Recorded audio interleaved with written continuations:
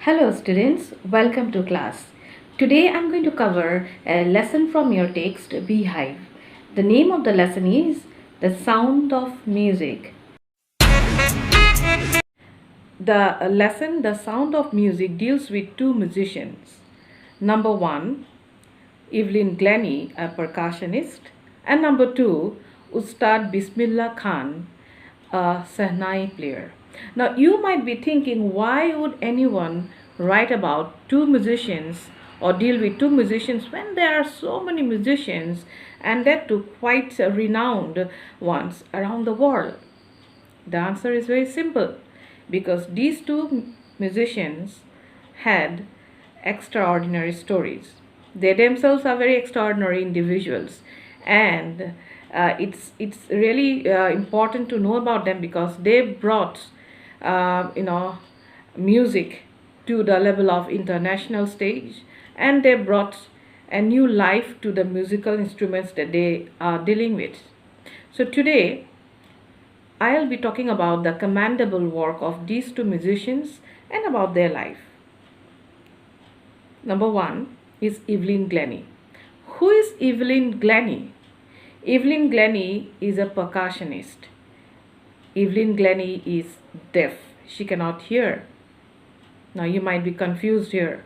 How can a deaf and person be, a musician? Yeah, how can a deaf person be a musician? So when Evelyn was not, as we know, was born deaf, but she gradually became, deaf and was totally, unable to hear anything. And but she did not give up. One day she heard a girl playing a xylophone, and she decided that she wanted to play that instrument. But all the teachers of a school discouraged her, because they cannot imagine how can a girl who cannot hear music, play music. But there was a godfather, and he was Ron Forbes, who never discouraged her, and he could see the potential of this little girl. And so he told her one thing, that you cannot hear, it's okay, so you try to sense music through some other way. You can sense music through some other way. Now how can one do that? And the journey of little Evelyn Glennie began from there. She started sensing music through a different way. And now I was talking about the word hear all the time. So she started listening to music. We don't hear music, we listen to music. It is kind of a emotional feeling and touch that we have in our lives. Music brings that to us. And remember, music is so universal. You may not understand the wording sometimes, but you really get into the flow of the music. Like many of you, you love Korean music. You don't understand the language, but you love it because there is something that draws you towards it. But Evelyn Glennie, her story is so amazing, is that she started playing with music in a different way.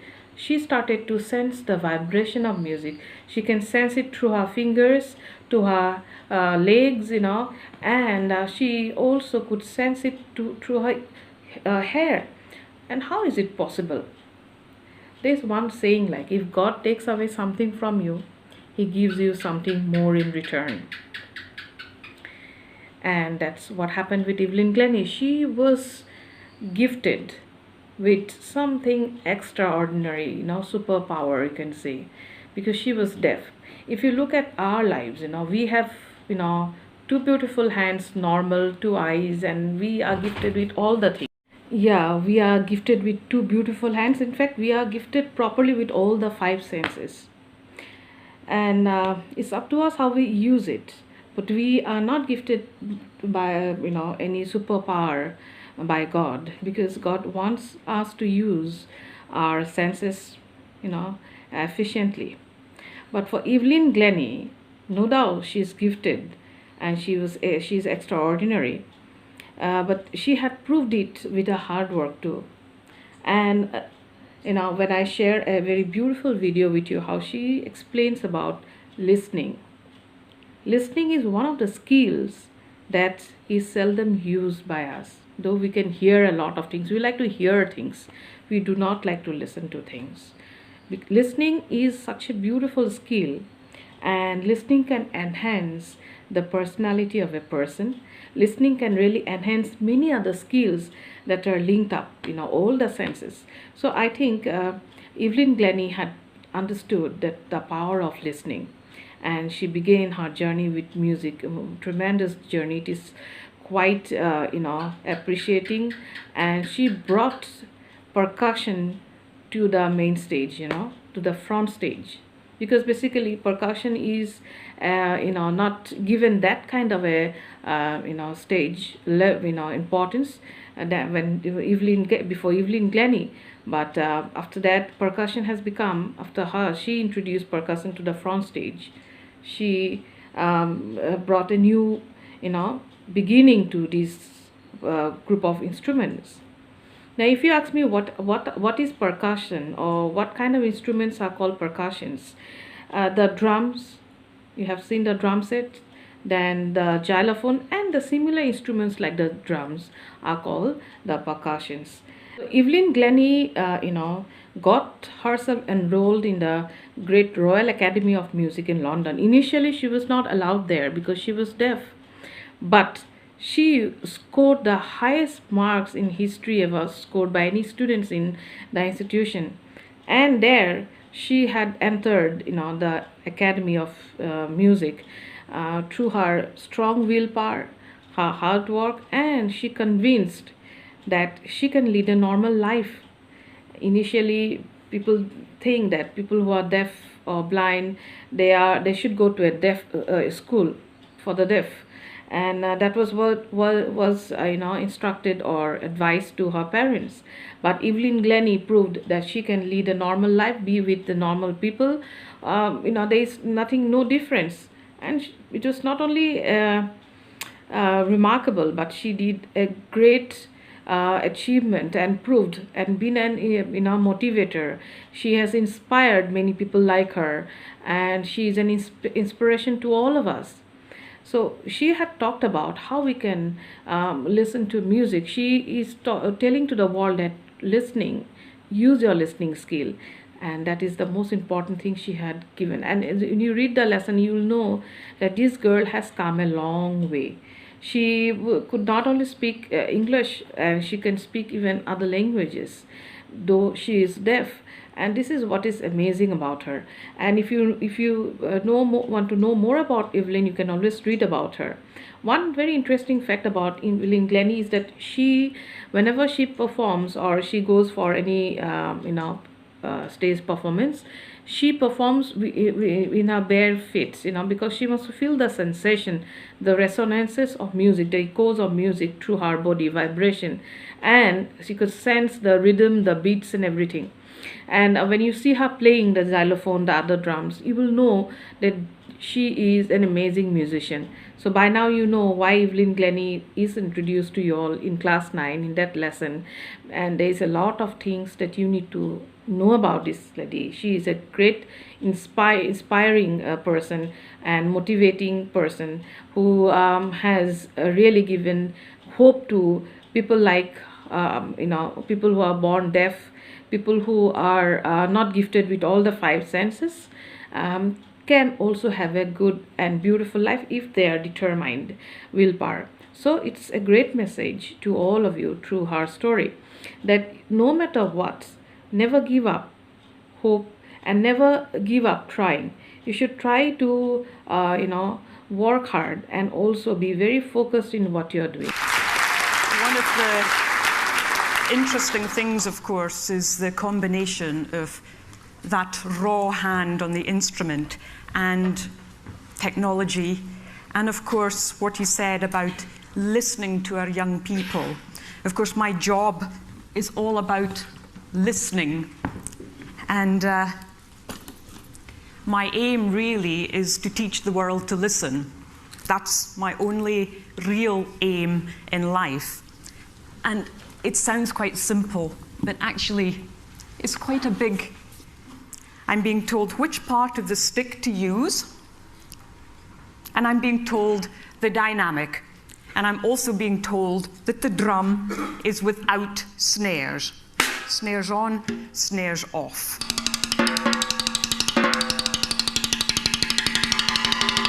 However, that is simply not enough. And I think what Herbie said, please listen.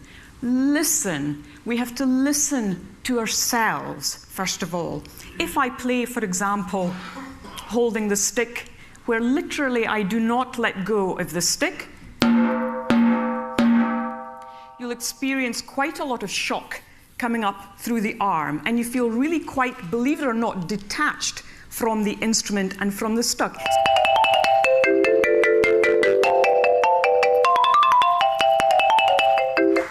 And I remember when I was 12 years old and I started playing timpani and percussion, and my teacher said, well, how are we going to do this? You know, music is about listening. And I said, yes, I agree with that. So what's the problem?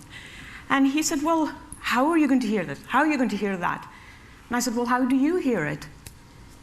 He said, well, I think I hear it through here.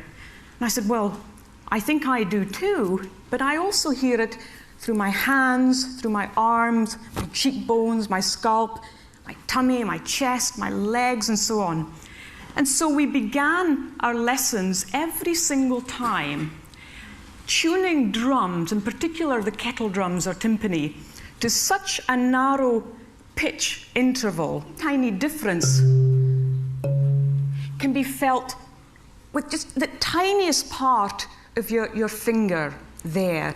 And so what we would do is that I would pop my hands on the wall of the music room, and together we would listen to the sounds of the instruments and really try to connect with those sounds far, far more broadly than simply depending on the ear. Because, of course, the ear is, subject to all sorts of things. The room we happen to be in, the amplification, the quality of the instrument, the type of sticks, of the future of a so-called deaf musician. And I just couldn't quite accept that. And so therefore, I said to them, well, look, if you refuse me through those reasons, as opposed to the ability to perform and to understand and love the art of creating sound, then we have to think very, very hard about the people you do actually accept. And as a result, and once we got over a little hurdle and having to audition twice, they accepted me. And not only that, what had happened was that it changed the whole role of the music institutions throughout the United Kingdom. Under no circumstances were they to refuse any application whatsoever on the basis of whether someone had no arms, no legs. They could still perhaps play a wind instrument if it was supported on a stand.